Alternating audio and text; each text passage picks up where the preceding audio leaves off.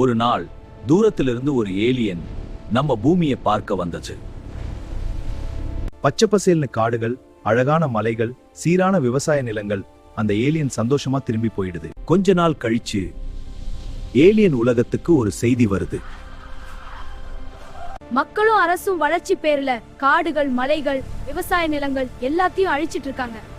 இத கேட்டதும் ஏலியனுக்கு கோபம் வருது. அது மீண்டும் பூமிக்கு வருது.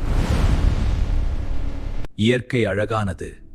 அதை நாம் பாதுகாத்தால் அது நம்மையும் பாதுகாக்கும். இல்லன்னா இயற்கை பேரழிவு, சுனாமி, நிலநடுக்கம், புயல், வெள்ளம், நோய்கள் மாதிரி உங்களதே அழிச்சிடும். இயற்கையை அழிச்சிட்டு கட்டிடம் கட்டுறது வளர்ச்சி இல்ல, அது முழு அழிவு. ஆனா மக்களும் அரசும் அந்த வார்த்தைகளை கேட்கவே இல்லை. இனி உங்களை காப்பாற்ற முடியாது. நான் உங்களை கைது பண்ண போறேன். ஏலியனுக்கும் மக்களுக்கும் ஒரு பெரிய கண்டை நடக்கட்டும். உங்கள் எதிர்ப்பு வீண். சண்டையில ஏலியன் தான் ஜெயிக்குது. அனைவரையும் ஏலியன் உலகத்துல சிறையில அடைக்கிறாங்க. அதற்கு பிறகு ஏலியன் மீண்டும் பூமிக்கு வந்து இயற்கையை மீண்டும் பசுமையாக்குது.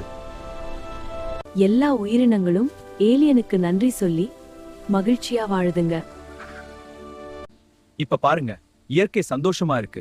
இதை அழிச்சா உங்களுக்கு எது கிடைக்கும்?